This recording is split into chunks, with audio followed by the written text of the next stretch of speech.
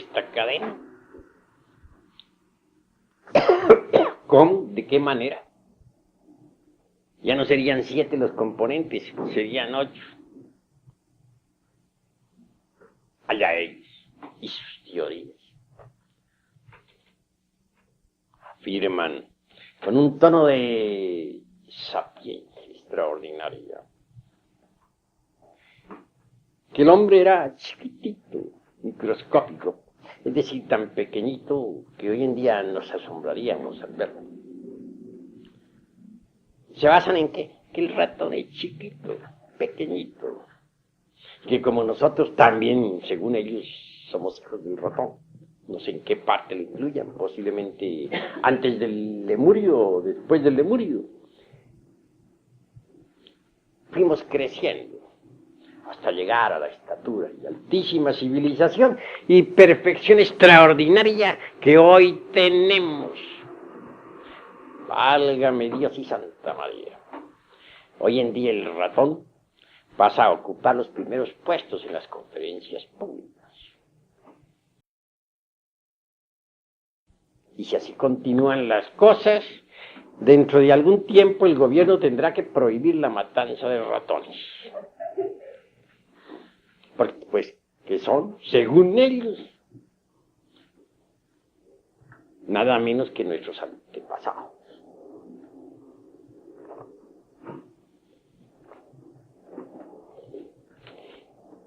Pero,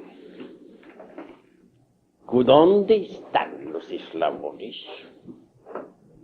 ¿Cómo es posible que del tiburón, así porque sí, aparezca de la noche a la mañana o a través de unos cuantos siglos el lagarto?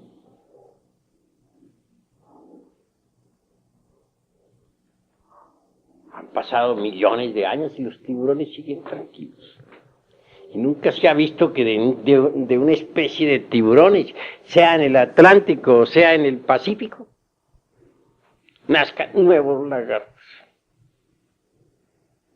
Empezando, porque los lagartos, por lo menos los que yo he conocido, si no están demasiado civilizados todavía y andan por ahí por las calles inventando teorías, en realidad de verdad no se encuentran en el mar, sino en los ríos, en los lagos. ¿Conocen ustedes acaso alguna vez alguna especie de lagartos o cocodrilos surgiendo de las embravecidas olas del océano? Bien sabe todo el mundo que los lagartos son de agua dulce. Los hemos visto en los grandes ríos, y eso me consta. He visitado también los océanos. Nunca he visto o jamás he escuchado que pescador alguno haya pescado en pleno océano un lagarto. Pescaban tiburones, pero lagartos, ¿cuándo? Estamos hablando sobre hechos concretos, claros y definitivos. ¿Y dónde estarían el eslabón o los eslabones que conectaran al lagarto con el opossum?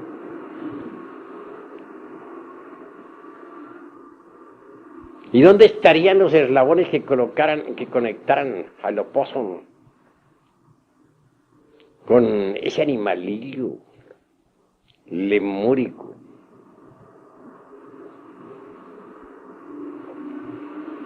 que, desprovisto de placenta, pero señalado por Haeckel como criatura con placenta discoidal?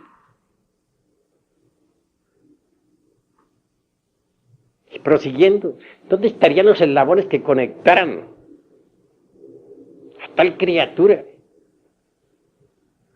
con el mono? Y por último, ¿dónde estarían los eslabones del mono con el gorila?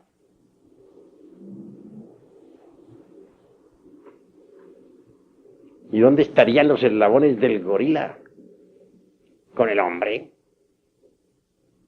¿Cuáles son? Estamos viendo, pues, hechos concretos. Faltan los eslabones. Hablar así porque sí resulta demasiado absurdo.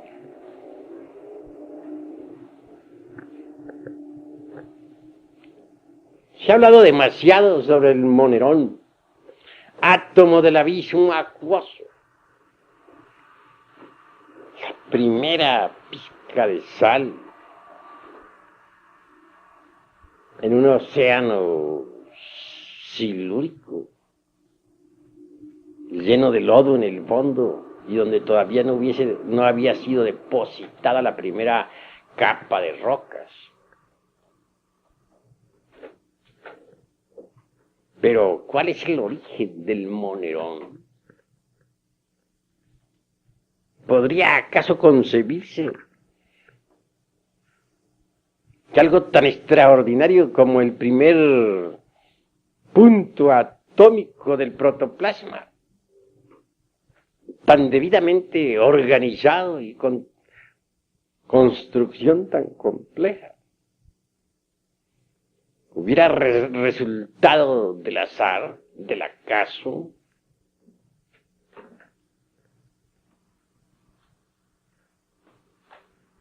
Tengo entendido que al negarse en los principios inteligentes a la naturaleza, pierde todo sentido de organización el protoplasma.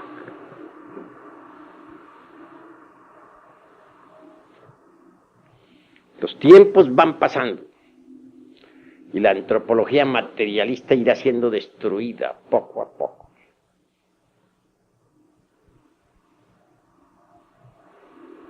No han podido hasta ahora los antropólogos materialistas decir en qué fecha y cómo surgió el primer hombre.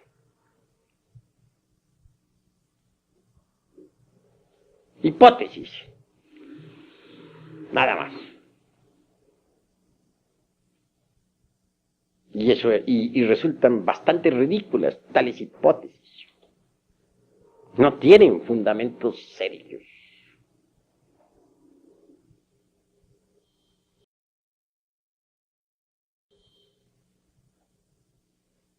Mucho se apela en antropología materialista a la cuestión esa de la Australia.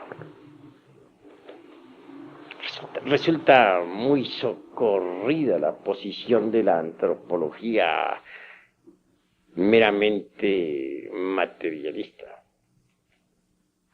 al decir que las tribus descendientes, las tribus existentes en Australia descienden del mono.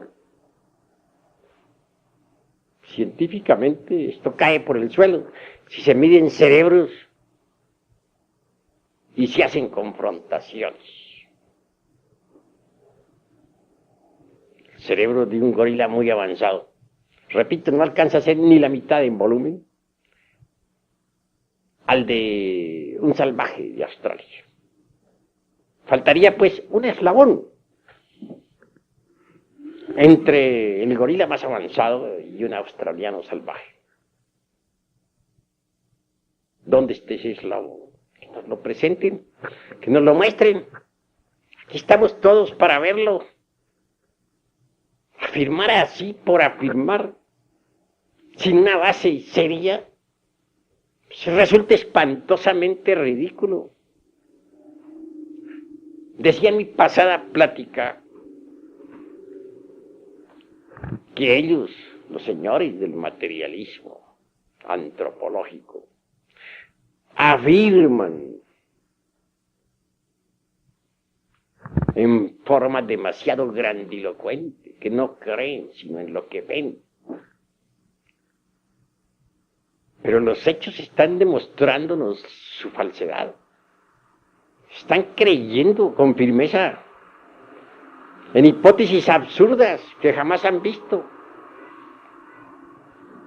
Eso de decir que nosotros, en su origen, venimos del tiburón, y establecer luego una cadena de caprichos simplemente por parecidos fisionómicos. Demuestra en el fondo una superficialidad llevada al extremo. Si eso escriben, verdad que es abusar demasiado de la inteligencia de los lectores. Si eso hablan, resultan en el fondo terriblemente cómicos y hasta absurdos.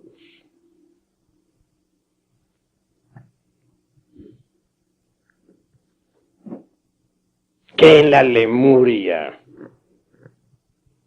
continente que posiblemente hoy pongan en tela de juicio los fanáticos espantosos de la Pangea, se hayan mezclado seres humanos con bestias, no lo ponemos en tela de duda. Resultaron de allí no solamente simios, sino múltiples formas bestiales que aún hoy en día tienen documentación, tanto en el este como en el oeste del mundo.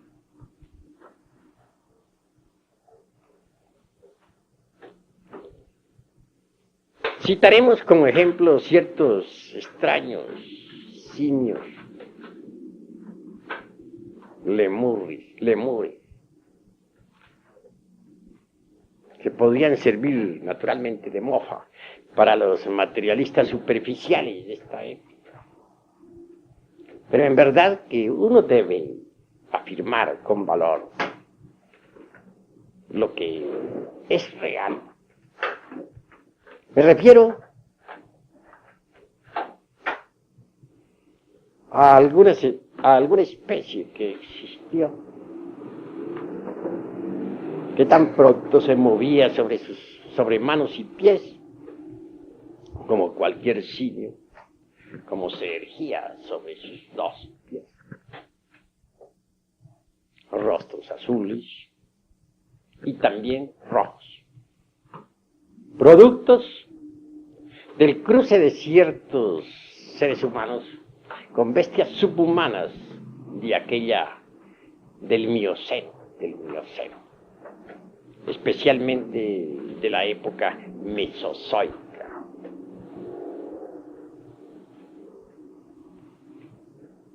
Que hablaban, así lo dicen las viejas leyendas, así encontramos datos en papiros y en muchos monumentos antiguos.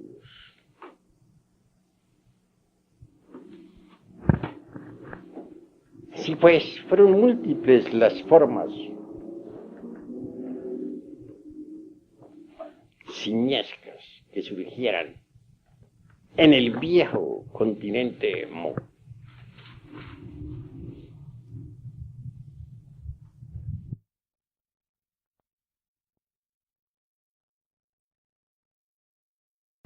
Mas, ¿cómo surgiría el hombre? ¿De qué manera? Hasta ahora este ha sido un verdadero rompecabezas para los materialistas de Darwin y de Haeckel, y aún para los materialistas antropólogos contemporáneos. ¿Dónde podríamos nosotros hallar el origen del hombre?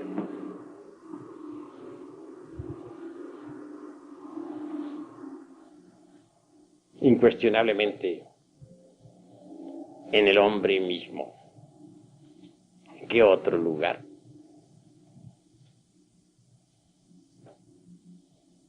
Concretémonos ahora a Australia. ¿Qué es lo que dicen los antropólogos materialistas? que las tribus